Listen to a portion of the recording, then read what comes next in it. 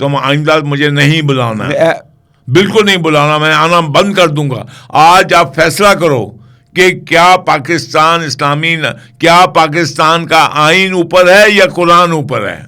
कि आप अपनी ऑडियंस से क्यों नहीं पूछते? ऑडियंस बताए मुझे।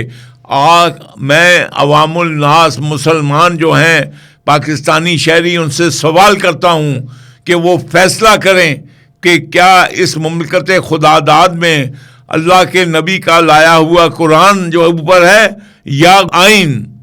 क्योंकि हम अभी तक जो हमारे आइन में शिके हैं, जो 2A है कि नथिंग रिपग्नेंट टू इस्लाम, यानी इस्लाम के खिलाफ कोई लॉ नहीं बनेगा, और साथ ही साथ ये भी कि जितने हमारे एग्जिस्टिंग लॉज हैं, मौजूदा कवानीन हैं, वो सारे कुरान और सुन्नत के मुताबिक बनाए जाएंगे।